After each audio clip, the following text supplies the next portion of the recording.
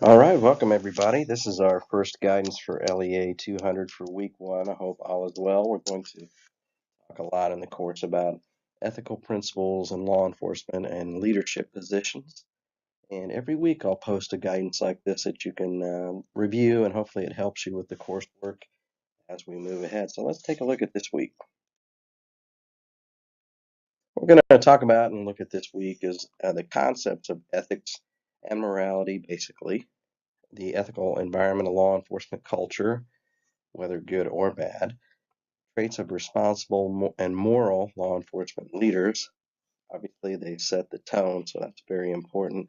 We'll talk about how a law enforcement agency can foster ethical decision making within the ranks. The concept of virtue ethics talks about circumstances that tend to dictate an individual's ethical response or not, rather than character traits, or what Aristotle called virtue ethics, according to his research. So there's two different principles. Some say that an individual's character traits provide the path, while others say, well, the circumstances kind of can influence those paths more than the person's individual character traits that they've developed, through learning and through their past. Obviously, with law enforcement, they have special duties that they have to fulfill. And included in those duties are the ability to restrain someone's rights. So, their rights to freedom, for example, can be infringed upon by an arrest. Or obviously, the use of force is a big one, too. So, with law enforcement, ethics is very, very important in comparison to some other jobs. It's certainly important in every job, but when you compare it to something like a cashier or some other profession, you can see why law enforcement is particularly acute. So there's lots of potential for abuse. We've seen excessive use of force situations. We've also seen false arrests. We've seen the theft and of drug dealers and things like that have occurred. So there's lots of potential for abuse.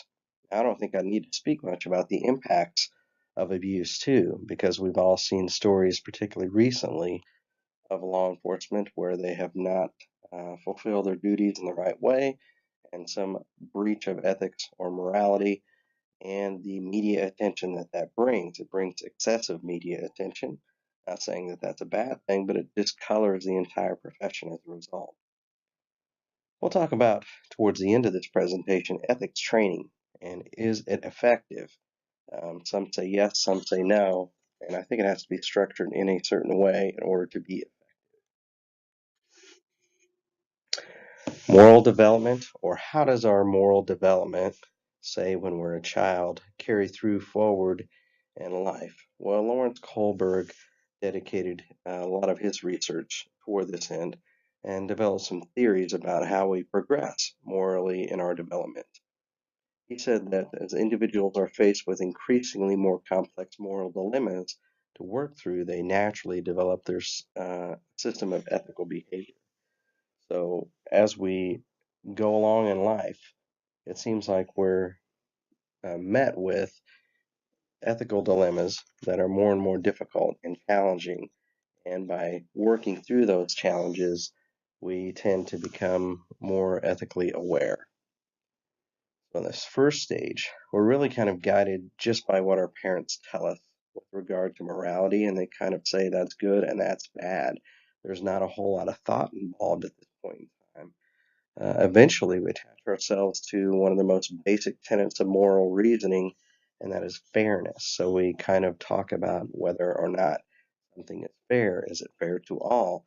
You'll often hear little kids say, that's not fair, as they compare what they get to what other people get. And that's really a basic morality stage. Obviously, there's issues with this, as there are lots of situations where fairness is a judgment call or a perception, where somebody may think one way is fair, but somebody else thinks something else is more fair. So as we move along in the development stage to conventional reasoning, we move toward a view of society.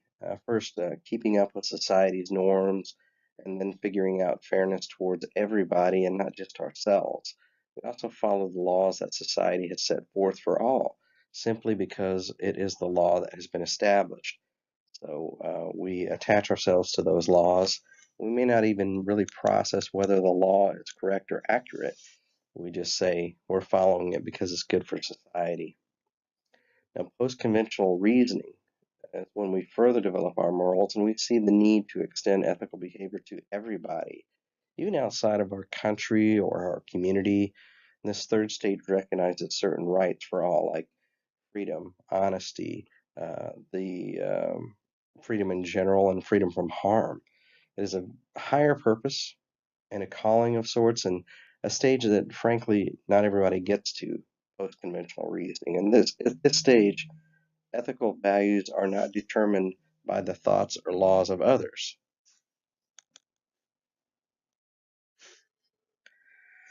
Now, it's interesting to see the different influences that can change our ethical behavior. So I started out in the presentation talking about, well, everybody can develop a moral base, and but some people say that circumstances dictate the degree to which we might stray from that morality that we learned early in life. And the Milgram experiments really kind of demonstrated this. Very interesting. They focused upon the degree to which an authority can influence an individual's moral direction. The subject in these experiments who played the role of a teacher was convinced to shock a student by the control subject, the researcher. So this researcher was really the only one who was controlled. The other two were selected at random from the public. And the level of shock, basically they shocked an individual when they got an answer wrong, or the level of unethical behavior even extended to the point of pain for the student. So as they continue asking questions when the person got it wrong, the shock delivery got excessive, and actually they heard cries of pain from the student. So I think we all at that point would agree, man, this is unethical. However, what really made an impact in this was that researcher who just kept saying, no, it's okay. You need to keep doing it. We need to maintain the integrity of the study. So circumstances fed into the individual's willingness to perform in an unethical manner. The stronger the authority's competence, the end justifying the means, and whether the act was public or not play a big role. It brings up the question about the validity of the excuse of following orders, an excuse many times we hear regarding unethical behavior. Social learning theory is kind of a basic theory in that we learn from others. And in law enforcement, we can see that with a culture. So we have a new recruit who's hired.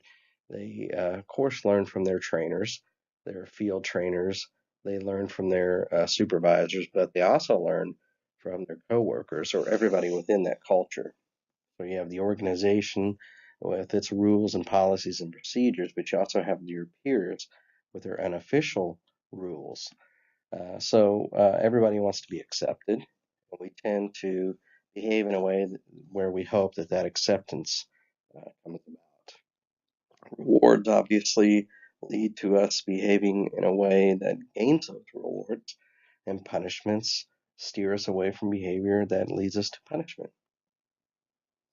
So factors included in social learning, we tend to follow people that we strongly believe in based upon their status and power.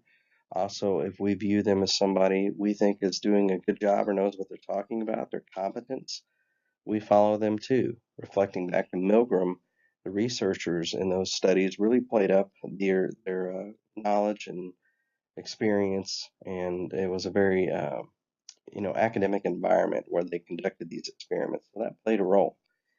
And then relevance. People who are like us, we tend to gravitate toward, and we tend to follow more easily than others. So those are theories of leadership that blend in a little bit to theories of ethics too.